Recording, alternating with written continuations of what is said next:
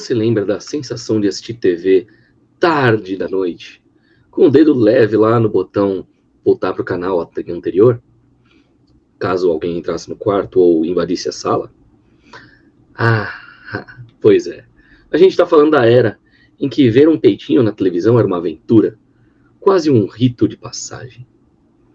Ali, final dos anos 80 e os gloriosos e pegajosos anos 90, nascia aquele gênero que hoje parece até ficção científica, o erotic thriller, né? O thriller erótico. Era um tipo de um filme de suspense, só que com muita gente pelada, lógico. Tinha trama, tinha mistério, tinha saxofone e vapor saindo do chuveiro. E, geralmente, alguém morria depois de fazer sexo ou por causa dele.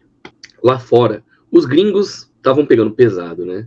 Era Michael Douglas praticamente sendo o rei da sacanagem elegante, por assim dizer. Fatal Attraction, Basic Instinct, Disclosure, Perfect Murder, para não falar outros, né? Então, assim, se a gente for parar para ver vários títulos, né?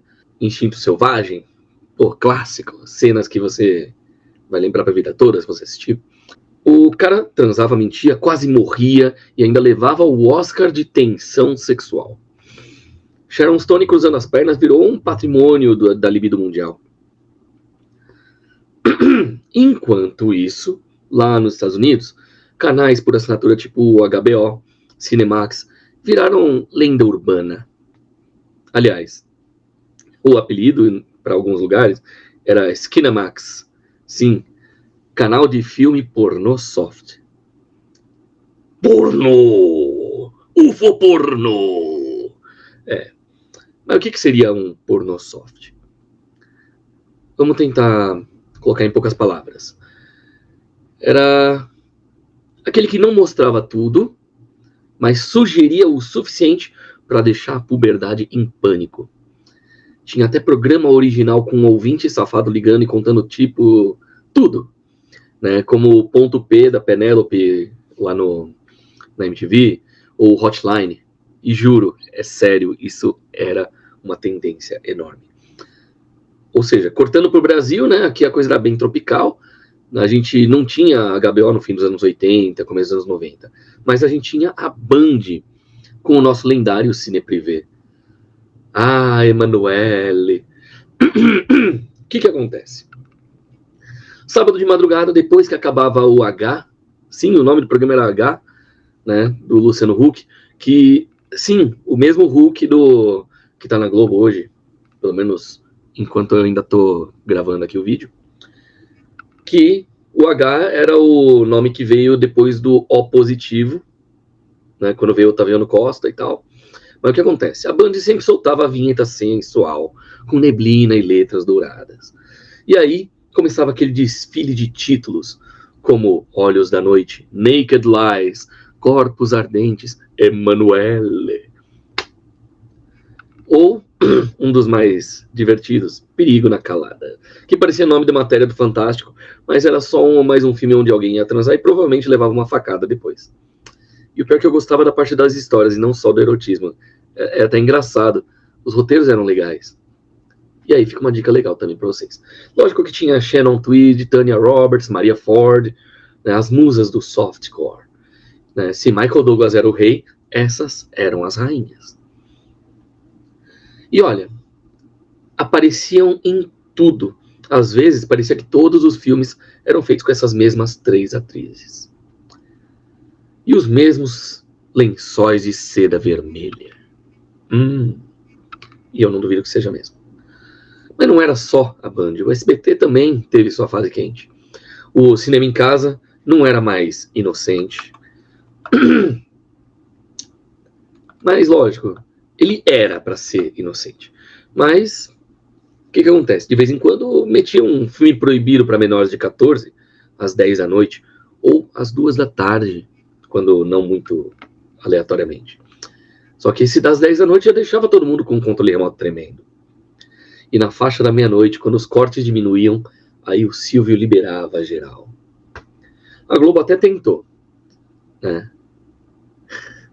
Exibia ali aqueles thrillers mais chiques do Corujão, tipo Instinto Selvagem mesmo, mas com tanto corte que a Sharon Stone parecia uma advogada comum. Não parecia que estava sensualizando. Ou seja, acabava meio que mudando um pouco a história por cortar algumas cenas mais picantes que tinham importância no roteiro. Ah, e as locadoras? Ah, a parte mais importante. Os VHS ficavam sempre na prateleira mais alta e geralmente ali naquele fundo, né, com uma persiana que fala só para maiores de 18 ou escrito sessão para adultos. Capas que misturavam fumaça, coxas, armas, véus. A criança olhava de longe e pensava: isso aí não é desenho animado, não. Lógico, esses filmes tinham sempre algum nome parecido. Paixão Mortal, Desejo Proibido, Obsessão Final, Outra Atração Fatal, de novo. Era como se todo o título tivesse sido feito por um gerador automático de palavras sexys e assustadoras. Era quase uma IA nos dias atuais, quando você pede ajuda para criar um título de alguma coisa. Mas o mais engraçado é que naquela época, mesmo com a sensualidade toda, os filmes ainda tinham um clima, tinha história, tinha trilha sonora com saxofone, tinha suspense, às vezes até roteiro, como eu já estava falando. Hoje em dia, a molecada tem acesso a tudo com 2 cliques, tem o Xvideos, mas não viveu aquela emoção de esperar até meia-noite, descobrir que poderia ter uma cena ousada, ou podia ser só mais um drama com cara de pornô, né, mas com aquela alma de novela mexicana.